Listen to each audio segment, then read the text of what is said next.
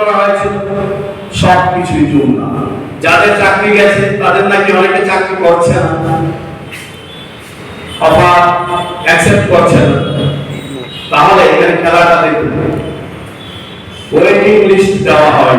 বন্ধুরা একটু ভালো করে বুঝবেন, রাজ্যবাসীর কাছেও আমার আবেদন যে আরবিটির কোনো ওয়েটিং লিস্ট নেই।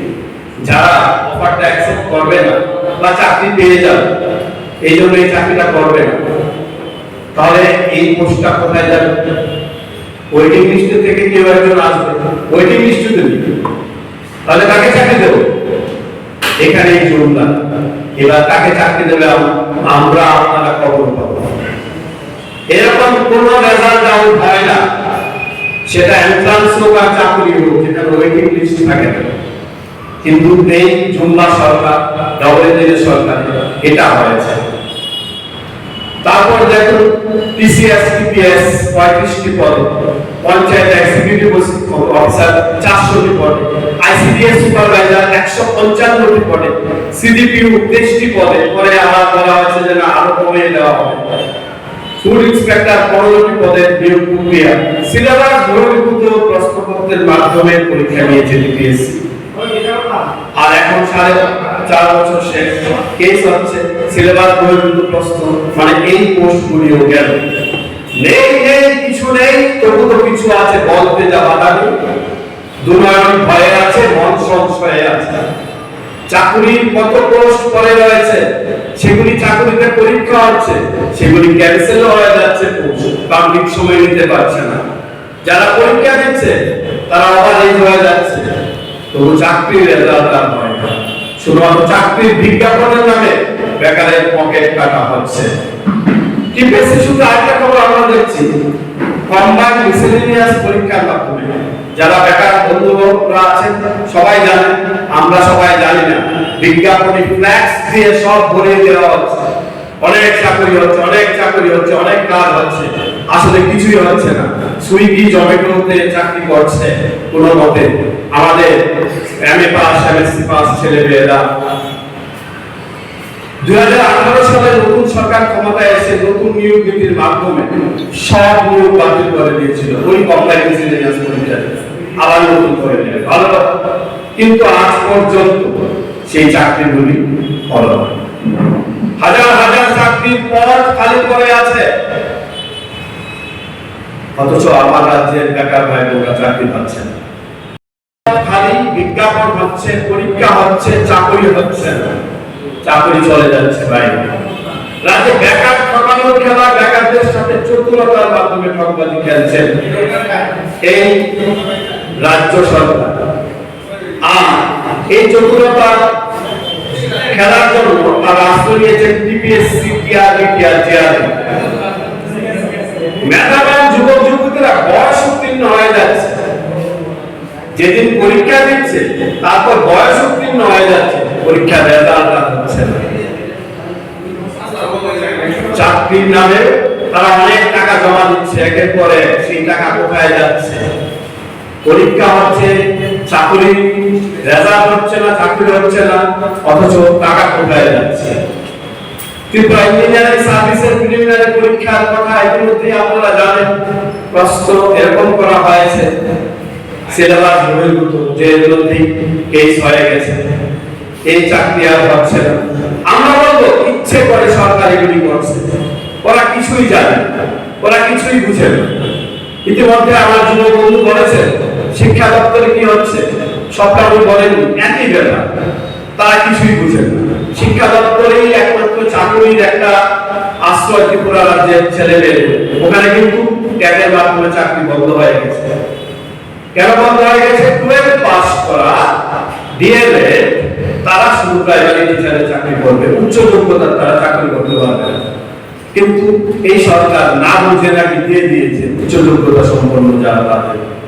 তাই এখন হল নোটিশ এসে গেছে, কোন ট্যাগের মাধ্যমে আপাতত বন্ধ।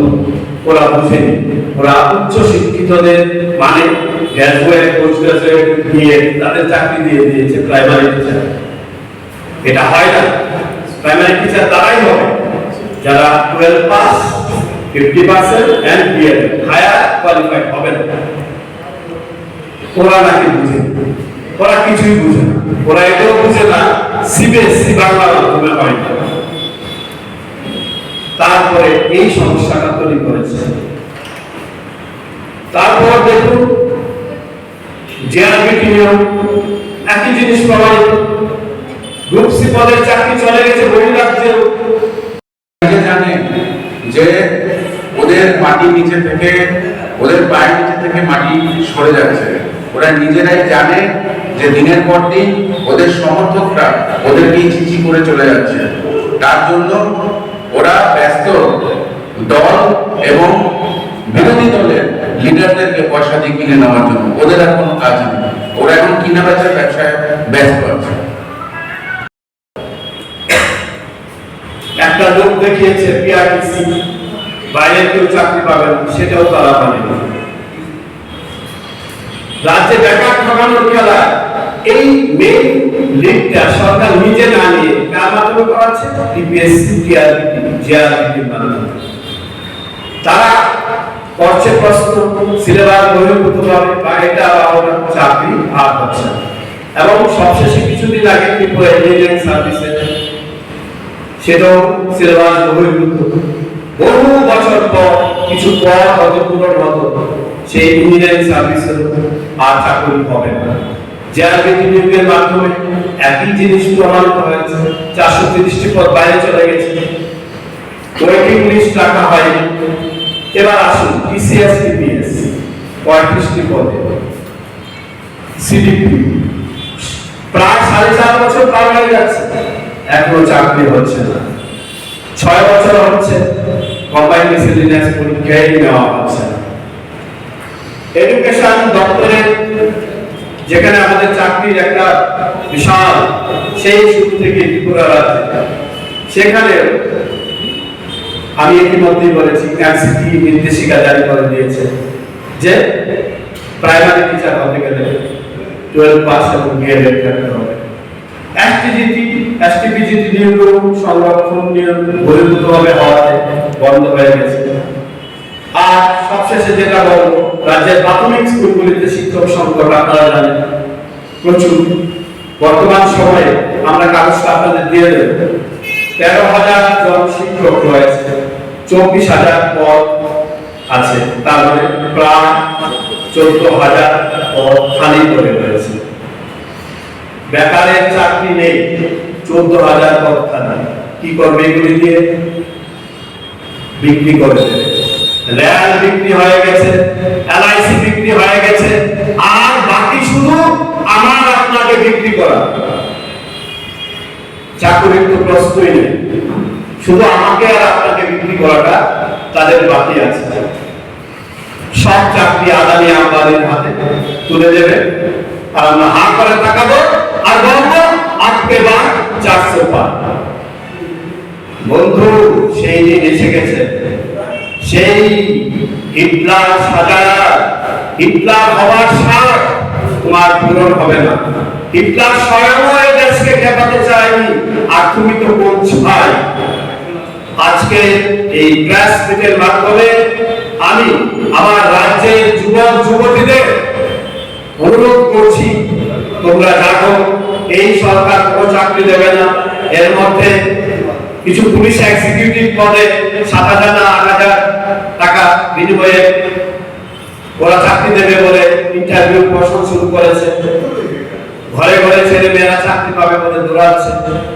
এমনকি এমনও কথা উঠেছিল মিডিয়ায়, চাকরিগুলি লোকসভার আগে দিয়ে দেবে, তাই তাড়াতাড়ি কাগজ জমা দিতে দেবে।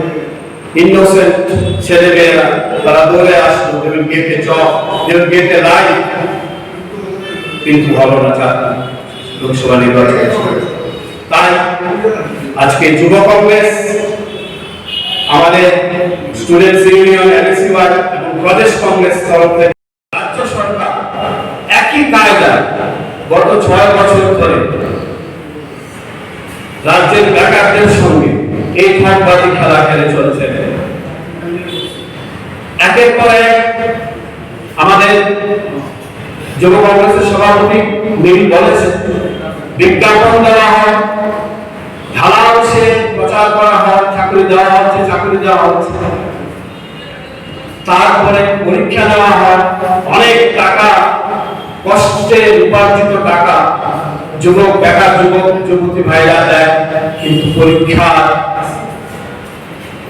রেজাল্ট হয় না, রেজাল্ট হলে চাকরি হয় না, চাকরি হলেও সে চাকরি বাইরে চলে যায়, মালদা রাম খেতে খেতে চাকরির অভাব কন্ট্রোল করে। আমি আজকে ক্যাটাগরিকে কিছু তথ্য তুলে ধরবো, ভাষণবাজি করে লাভ নেই। তথ্যগুলি আমি এই প্রেস কনফারেন্সের মাধ্যমে আমার রাজ্যে যুবক যুবতীদের কাছে তুলে ধরতে চাই।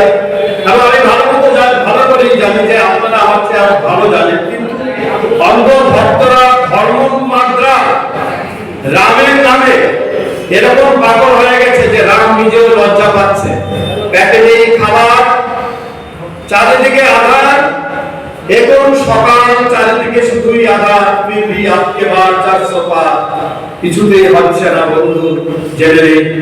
কারণ এই জুমলা সে ধরা পড়ে গেছে সবার মোবাইলে, সবার মনে। কি সে দেখুন কিভাবে যুবকদের সঙ্গে আমাদের রাজ্যের, এটা শুধু একটা সিনপসিস, একটা ছোট্ট অংশ। এর আরো বড় কাহিনী রয়েছে যা এই ছোট্ট সময় তুলে ধরা সম্ভব নয়।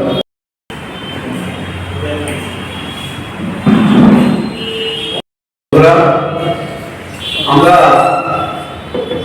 ইতিমধ্যেই জেনে গেছি আর কিছুদিন পরে নির্বাচন আসছে, লোকসভা নির্বাচন। আজকে এই সাংবাদিক সম্মেলন, প্রেস মিটের মাধ্যমে আমরা রাজ্যে বিশেষ করে যুবক যুবতীদের প্রকৃত অবস্থাটা কি দেশে এবং রাজ্যে, যুবক যুবতীদের সঙ্গে কিভাবে, বেকারদের সঙ্গে কিভাবে প্রতারণা করা হচ্ছে সেটা তুলে ধরব। তথ্য দিয়ে শুধু বাজারে ভাষণ নয়। আপনারা জানেন একটা স্লোগান আজকাল বাজারে, আপকি বার 400 পার।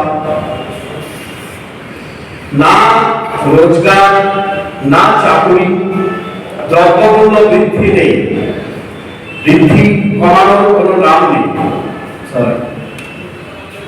চারিদিকে শুধু হাহাকার, আর ওনারা বলছেন আপকে বার 400 পার। 400 কে অথবা 4000 পার হয়ে যাবে, কিন্তু আমাদের মূল প্রশ্নগুলোর উত্তর দিন। আপনার দেওয়া বছরে 2 কোটি চাকরির কি হবে?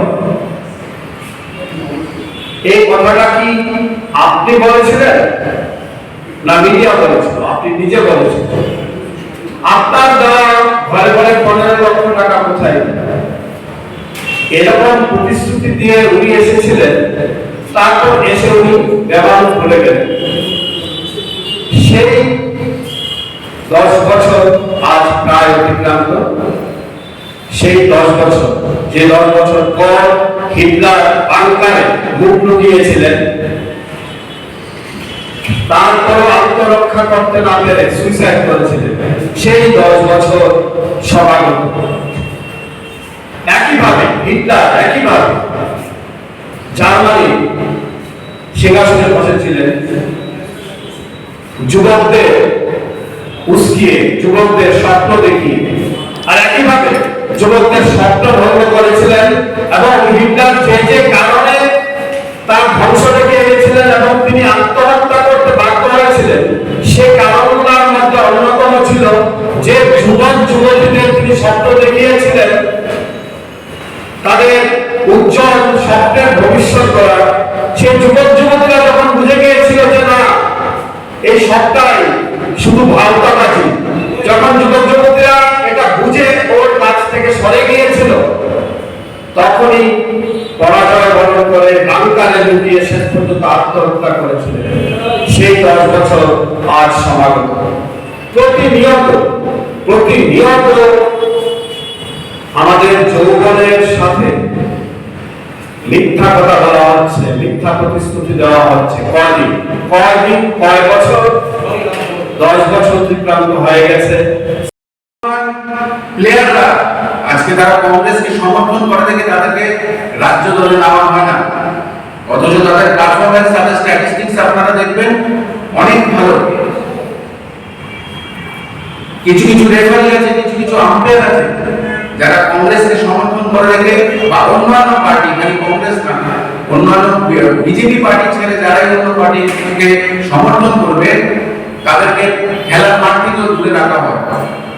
যুব কংগ্রেস তার ধিক্কার জানায় এবং সঠিক তথ্য এবং ভুয়ো তথ্যের মধ্যে যে ডিফারেন্সটা, সেই ডিফারেন্সটা আমরা আজকে আমাদের রাজ্য দলের মুখপাত্র শ্রী পার্থ আচার্য বিস্তারিত আপনাদেরকে সেই তথ্যগুলো নিয়ে বাকি ঘটনা বলবেন। আমি আমার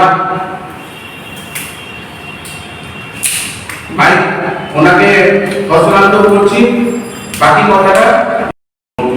এনএসইউএর তাকে সকল ডিজিটাল মিডিয়া, প্রিন্ট মিডিয়া বন্ধুদেরকে স্বাগত। আমরা মূলত আজকে রাজ্যবাসীর সামনে কিছু খুব গুরুত্বপূর্ণ এবং অ্যালার্মিং কিছু তথ্য পেশ করব। আমরা সকলে জানি যে রাজ্যে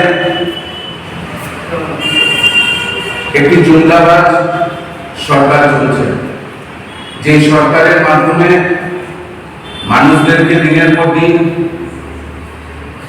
ভুল তথ্য ও ভুল প্রতিশ্রুতি দিয়ে যুবকদের জীবনের সাথে ছিনিমিনি খেলা হচ্ছে। আমরা দেখেছি রাজ্যের শিক্ষা ব্যবস্থা ভেঙে পড়েছে। আমরা দেখেছি রাজ্যের প্রায় 90% স্কুলে শিক্ষক নেই। আমরা কিছুদিন আগে সংবাদ মাধ্যমে একটি এপিসোড দেখেছিলাম, যারা স্কুলের মাঠে কিছু বাচ্চা পড়াশোনা করছে এবং সেই স্কুলের টিচার নেই। সেই স্কুলে ব্লুটুথের মাধ্যমে একটি সাউন্ড বক্স রেখে সে নিয়ে পড়াশোনা করানো হচ্ছে। আজকে রাজ্যে বেকারত্বের হার রেকর্ড ছোঁয়া। আমরা যদি দেখি দেশের হার 10.4% আর রাজ্যের হার 14.7%, নর্থ ইস্টের মধ্যে দ্বিতীয়, যেটা কখনো ইতিহাসে ত্রিপুরাতে কখনো এই চিত্র দেখিনি। আমাদের প্রশ্ন যে রাজ্যে যখন শিক্ষক সংকট, রাজ্যের মুখ্যমন্ত্রী তখন মাঠে মাঠে গিয়ে ক্রিকেট বল দিয়ে ক্রিকেট টুর্নামেন্ট উদযাপন করছেন। কোন কোন স্কুলে দেখা গেছে যে বড় ক্লাসের স্টুডেন্টসরা ছোট ক্লাসের ছেলেদেরকে মেয়েদেরকে পড়াশোনা করাচ্ছে। মিড ডে মিলের ব্যবস্থা শেষ। মিড ডে মিল স্টাফরা প্রায় 6 মাসের উপরে আজকে বেতন ভাতা পাচ্ছে না। কোন রকম নিয়োগ নেই, ভুয়ো অ্যাডভার্টাইজমেন্ট দিয়ে রাজ্যের নিয়োগ ব্যবস্থার স্বপ্ন দেখিয়ে যুবকদেরকে পরীক্ষা দিতে বলা হয় এবং পরীক্ষার পরে আমরা দেখেছি যে কোন রকম নিয়োগ হচ্ছে না। যার ধরুন 5 বছর, 3.5 বছর, 4 বছর ধরে ছেলেরা পরীক্ষা পাস করে আসছে বেকার, ডিপ্রেশনে এবং রাস্তায় যখন তারা প্রতিবাদ করতে নামে তাদেরকে পুলিশকে ডেকে ডাকা হয়। রাজ্যের যুবকদের জীবন অন্ধকার করে দেওয়া হচ্ছে। রাজ্যে যদি এই সরকার যুবকদের স্বার্থে কিছু করেছে তা হয়েছে যুবকদের হাতে লাঠি সোটা তুলে দিয়েছে, যুবকদের হাতে ড্রাগস তুলে দেওয়া হচ্ছে। আমরা দেখেছি ওরা অনেক ইন্টারভিউতে বলে যে ওরা 2000 চাকরি দিচ্ছে, 3000 চাকরি দিচ্ছে, 4000 চাকরি দিচ্ছে, কিন্তু আমরা দেখেছি যে তারা চাকরি না, তারা একটা ভুয়ো নাটক মঞ্চস্থ করে এবং এই নাটকের পরে যখন নিয়োগ করার টাইম আসে তখন সবাই চুপ। খালি শিক্ষার জায়গায় না, আমরা দেখেছি তারা এই রাজনীতিটাকে